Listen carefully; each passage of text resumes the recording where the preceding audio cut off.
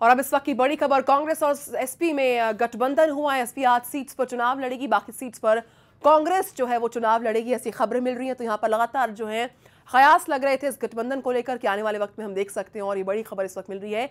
अगर हम एसपी की बात करें, एसपी को 8 सीट्स पर चुनाव लड़ना है, बाकी सीट्स पर कांग्रेस चुनाव लड़ेगी।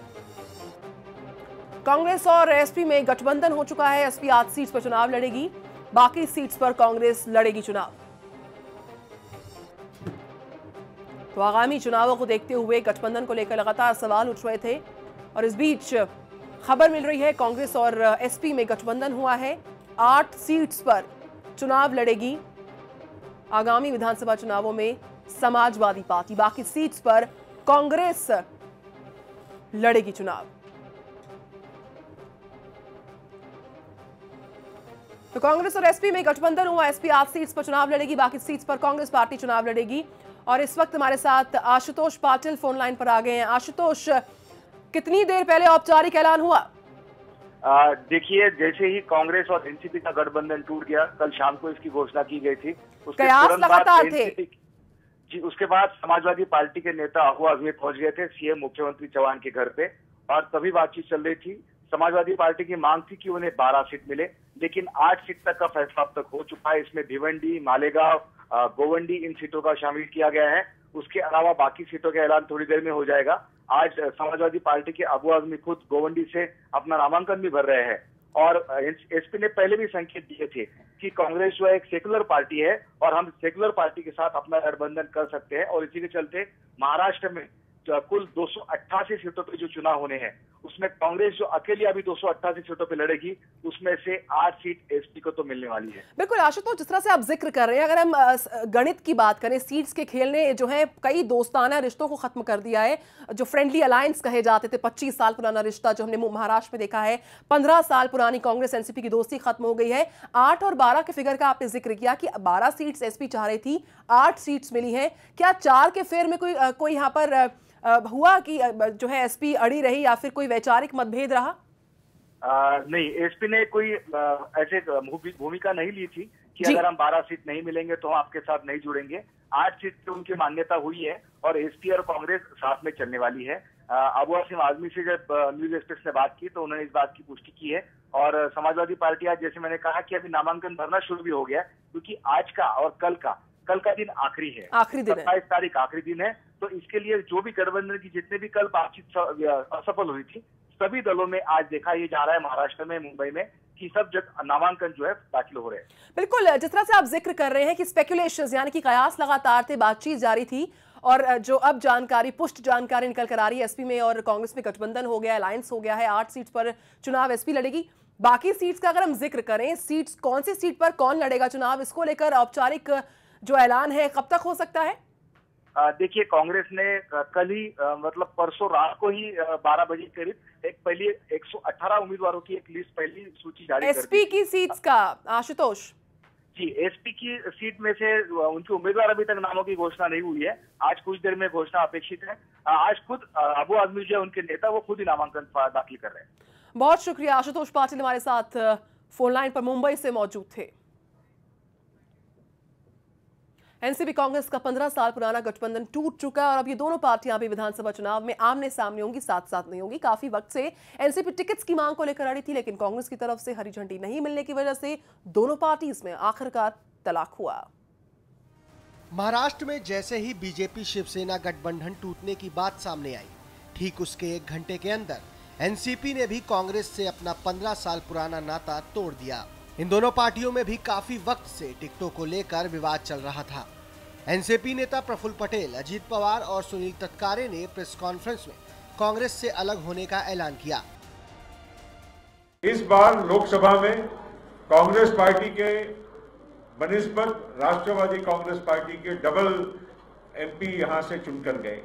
विधानसभा का भी अगर हिसाब लगाए तो हमारे यहां से विधानसभा में भी जो असेंबली सेगमेंट है उसमें हमारी लीड ज्यादा थी। कंडीशन रखी गई कि जब तक 144 सीटें देने को स्वीकृति नहीं मिलती, तब तक आगे चर्चा करना व्यर्थ होगा, और राष्ट्रवादी कांग्रेस उस चर्चा में भाग नहीं लेगी। सीएम पृथ्वीराज चौहान खुलकर तो नहीं, लेकिन बातों ही बातों में कह गए कि भविष्य में एनसीपी और बीजेपी साथ आ सकते हैं। अचानक जैसे ही भारतीय जनता पार्टी और शिवसेना का गठबंधन टूट गया, उसके 1 घंटे के अंदर राष्ट्रवादी कांग्रेस ने अपना फैसला सुनाया। बीजेपी आज नए गठबंधन का ऐलान भी कर सकती है। उधर कांग्रेस ने महाराष्ट्र में समाजवादी पार्टी से गठबंधन का ऐलान कर दिया है। Bureau report, news express. Shiv Sena ने सामना के जरिए बीजेपी पर हमला बोला। शिवसेना ने सामना में लिखा कि मौका परस्ती चालाक हिंदुत्व हलाक है। सामना में लिखा कि राजनीति में एक बार फिर मौका परस्ती चालाक साबित हुई है। बीजेपी की मौका परस्ती के कारण जहां 25 साल पुराना शिवसेना बीजेपी का रिश्ता टूटा, तो वहीं दूसरी तरफ इस टूट के चलते हिंदुत्व भी हलाक हो गया है।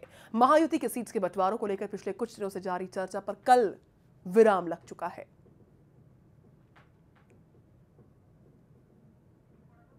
आइए आपको दिखाते हैं उद्धव ठाकरे ने सामना में बीजेपी पर किस तरीके से क्या और कैसा निशाना साधा।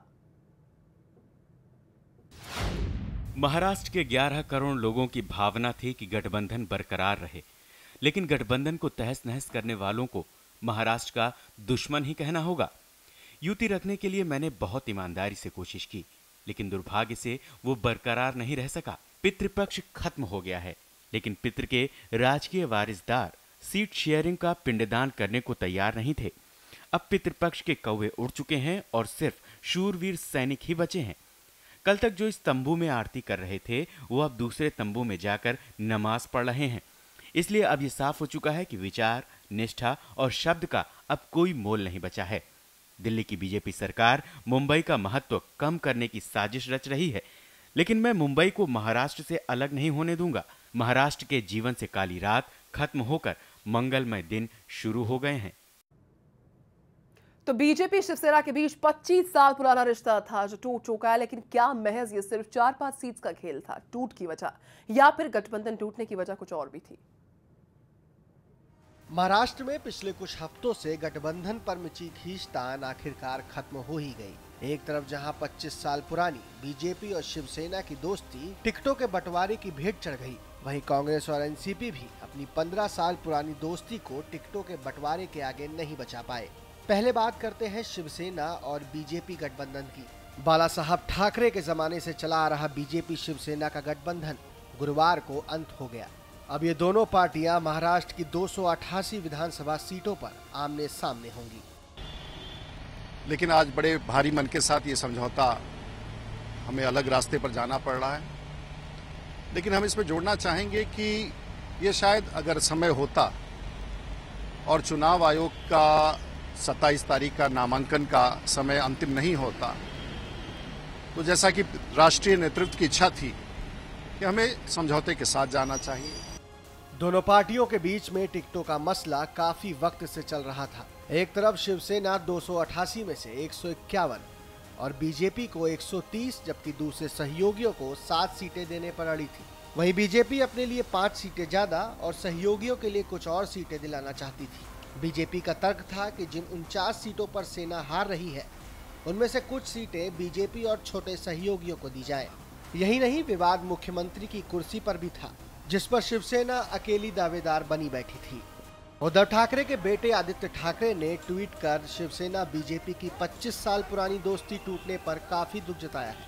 उन्होंने ट्वीट पर लिखा है, शिवसेना और बीजेपी का गठबंधन आदरणीय बाला साहब ठाकरे और प्रमोद काका ने विचारधारा और विकास के नाम पर खड़ा किया। ये गठबंधन मेरे पैदा होने से पहले से था। मैं बीजेपी नेताओं और सदस्यों से एकता के माहौल में बड़ा हुआ।